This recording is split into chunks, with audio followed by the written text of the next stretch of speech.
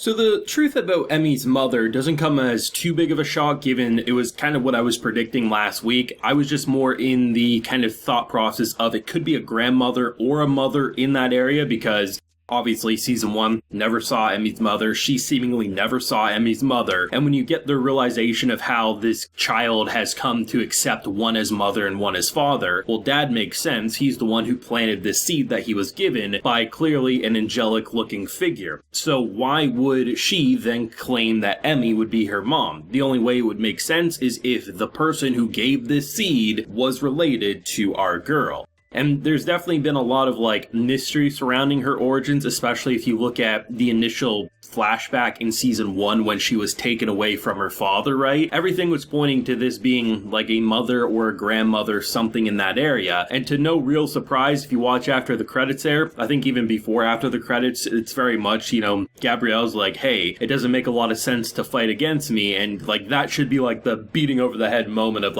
oh yeah, she's definitely related to these angels in some way.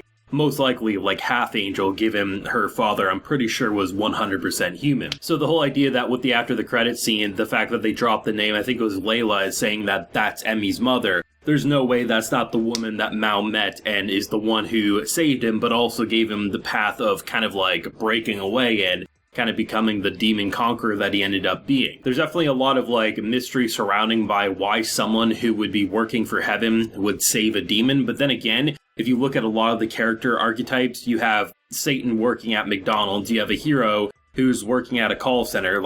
There's a lot of key roles that should be very clear of where they want to go, and they've broken away from their predefined path. So that very well could be the same thing with her mother. But either way, I'm excited to see ultimately where this story is going to lead and how it will relate to Emmy's kind of lack of quest to kill Mal. I'm pretty sure most people assume at this point, even though they continue to bring it up, the whole idea that she still wants to kill him gets weaker and weaker as it goes on, especially given the fact that now her new weapon is literally this child who considers her arch nemesis, well, Papa. So how would you use said blade to kill the person that literally this child worships no tomorrow? Well, you really can't. So it's actually a pretty clever way. I never really saw that coming, nor did I see the whole idea that the way they would deal with it would be this child. Because a lot of people were saying, oh, most likely the way they'll get out of not getting the child taken away is that this woman will pop up and probably pack a mean punch. And I thought to myself, that made a lot of sense. Clearly, Mal, being Demon Lord himself, isn't powerful enough to deal with it. She's probably not powerful enough to deal with it, even though she is a powerful hero.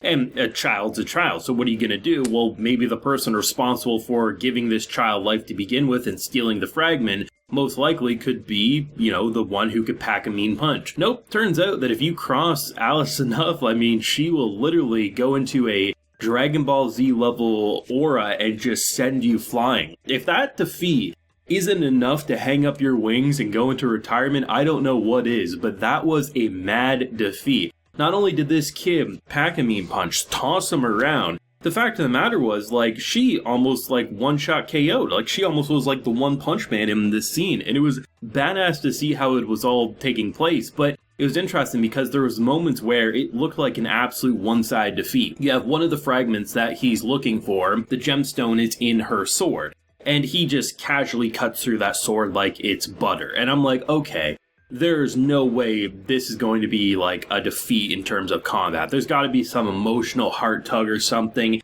And then to see her just power up, and then just to see the very cool transformation scene of her summoning her different items that she has, the pieces of silver as they call it, and just to see that landslide defeat, that was awesome. And you don't see too much action in Devil's a Part-Timer, but when it is there, it's hard not to get a little giddy being goddamn, this is the more fun shit you're gonna watch in an anime episode this week. It was actually surprisingly one of the more enjoyable episodes for kind of wholesome comedy, despite it having some pretty heavy moments towards the back end of the episode. Just seeing what should be the last night, mom and dad going to bed. Ultimately, he's telling this bedtime story that very much is of his own life, and he continues to tell it piece by piece each night. And the whole idea that he's trying to argue that it's just a simple story that he made up for her, but really Emmy's seeing there's some truth behind what he's saying there, and, the mystery woman who gave him a amulet, things like that. It just continues to build onto this connection. And I was truthfully thinking that it wouldn't be until maybe near the end of this season that they would confirm that Emmy is related to this woman. The big thing for me is that because they're not keeping that a mystery, which is good, because I don't think many viewers are going to be too shocked at this point, given like what we saw last week and what we saw this week. If they would have prolonged that reveal, I think it would have been treating viewers as idiots or people who aren't able to think critically. But it's a very good plot point that serves now that we know it, and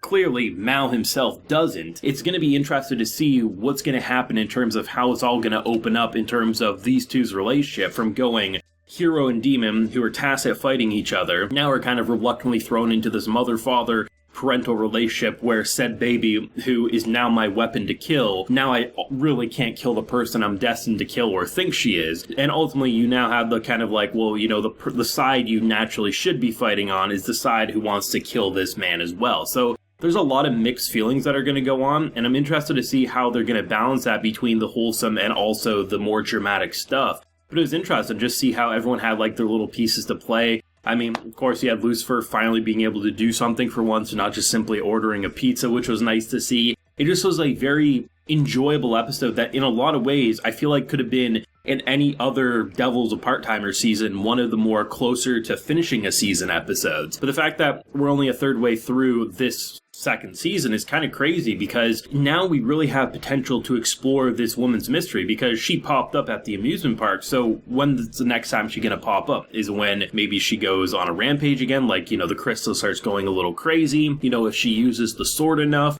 will that cause her to go on a rampage as well? There's a lot of mystery of when she'll come back, but when she does, there'll be some interesting conversations for sure about just exactly who Emmy is and what it all means for this baby and everything like that. But what an incredible episode, man. Devil's a Part-Timer, just when you think you can't like it even more, it says, you know, we made you wait a hot minute for season 2, but that wait wasn't for nothing. This is clearly the most interesting content that the show has shown us to date. I'm pretty excited to see where they're going to take it from here. I actually thought the like whole handling of what looked like a death scene was handled quite well. Obviously for Emmy, it was her sword, and just to see like Mal when he was at McDonald's, right? He was just down in the dumps, couldn't even lift up the fries. Just to see how he literally was giving her a funeral. It's interesting to see someone who literally, when you compare what he was presented as at the start of episode 1 of season 1 to where he is now, it's completely night and day. And it's interesting to see, like, maybe that's the reason she saved this kid, because she saw that he would become something else, or